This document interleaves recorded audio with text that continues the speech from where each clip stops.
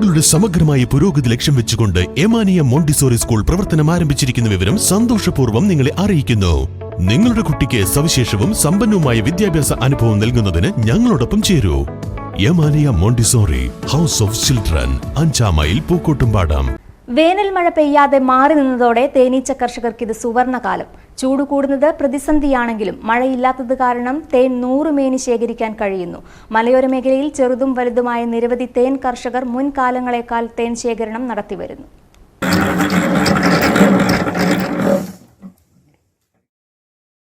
പുല്ലങ്കോട് എസ്റ്റേറ്റിൽ തിരുവനന്തപുരം മാർത്താണ്ഡം സ്വദേശികളായ തേനീച്ച കർഷകർ പെട്ടികൾ സ്ഥാപിച്ചിട്ടുണ്ട്. വിവിധ ഭാഗങ്ങളിലായി 450ഓളം പെട്ടികളാണ് സ്ഥാപിച്ചിട്ടുള്ളത്. 2 ആഴ്ചയിലധികമായി പെട്ടി സ്ഥാപിച്ചിട്ട് ഇതിന്റെ വിളവെടുപ്പാണ് ഇപ്പോൾ നടക്കുന്നത്. എടത്തനാട്ടുകര കേന്ദ്രീകരിച്ച് വർഷത്തോളമായി ഇവരുടെ പ്രവർത്തനം തുടങ്ങിയിട്ട്. എസ്റ്റേറ്റിൽ ഇതിനു മുമ്പും കർഷകർ തേൻ പെട്ടികൾ സ്ഥാപിച്ചിരുന്നു. തേൻ ശേഖരിച്ച് മാർത്താണ്ഡത്തുള്ള സൊസൈറ്റികളിലേക്ക് എത്തിക്കുകയാണ് ഇവർ ചെയ്യുന്നത്. സൊസൈറ്റിയിൽ നിന്ന് ലോകത്തിന്റെ വിവിധ സ്ഥലങ്ങളിലേക്ക് കയറ്റി അയക്കുകയും ചെയ്തു. 8 അംഗ സംഘമാണ് തേൻ ശേഖരിക്കുന്നത്. മലയോര മേഖലയിൽ ചെറുതും വലുതുമായ നിരവധി തേനീച്ച കർഷകരുണ്ട്. എല്ലാവരും കഴിഞ്ഞ വർഷങ്ങളിൽ വൻ പ്രതിസന്ധിയിലായിരുന്നു. എന്നാൽ ഈ തവണ മഴ മാറി നിന്നതിനാൽ ഈ സമയമായപ്പോഴേക്കും 3 മുതൽ 5 വരെ തവണകൾ തേൻ വിളവെടുപ്പ് നടത്തി. ചെറുതായി മഴ പെയ്ത് മരങ്ങളിൽ തളിരിലകളും പൂക്കളും ഉണ്ടാകുന്നത് തേൻ ഉൽപാദനം കൂട്ടും. തീരെ മഴ പെയ്യാതിരുന്നാൽ ഉൽപാദനം കുറയുകയും ചെയ്യും. വലിയ തോതിൽ മഴ പെയ്തില്ലെങ്കിൽ ഇനിയും കുറച്ച് തവണകൾ കൂടി ഈ സീസണിൽ തേൻ ശേഖരണം നടക്കും. ആദ്യം ഒരു ഫെബ്രുവരിയിൽ ഫസ്റ്റിലൊക്കെ എടുത്ത സമയത്ത് തേന് ഒരു ഗ്ലാസ്സിൽ ഒഴിച്ചാൽ അപ്പുറത്തേക്ക് കാണാൻ കഴിഞ്ഞിരുന്നു. ഇപ്പോഴത്തെ തേന് വെച്ചാൽ നല്ല കറുത്ത കളറാണ്.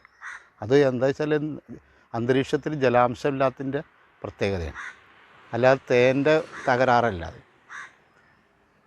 പിന്നെ തേനീച്ച കൃഷി എന്ന് പറഞ്ഞാൽ ലാഭകരമായ കൃഷിയാണ്. എന്നെ സംബന്ധിച്ചോളം എനിക്കത് ഭയങ്കര ഒരു ഇൻട്രസ്റ്റ് ഉള്ളൊരു സംഭവമാണ്, ലാഭകരമാണ്. പിന്നെ അതിൽ പ്രത്യേകത എന്താ വെച്ചാൽ ഈ വ്യാജത്തേനുകളൊക്കെ ധാരാളം ഇറങ്ങുമ്പോൾ നമ്മൾ കൊടുക്കുന്ന റേറ്റിനാവില്ല അവർ കൊടുക്കുക, അതിൻ്റെ പകുതി വിലക്ക് കൊടുക്കും.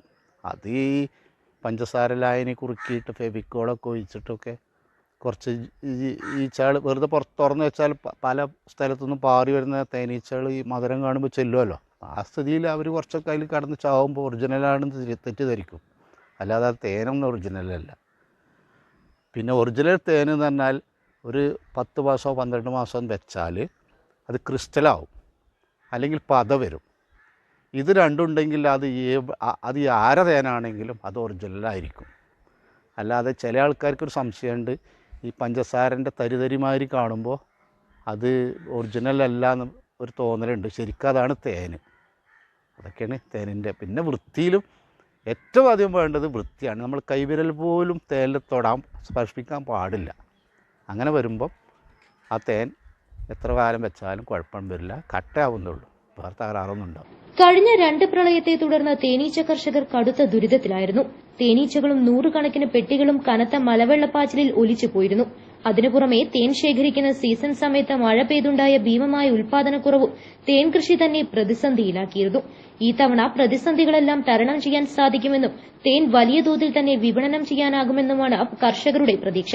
തേനീച്ച കർഷകർ ആവശ്യക്കാർക്ക് വീട്ടിൽ നിന്ന് നൽകുന്നതിനു പുറമെ കൊറിയർ മുഖേനയും അയച്ചു കൊടുക്കാറുണ്ട്. News bureau, Kalikavu. Real fruit power, real juices from Dabur.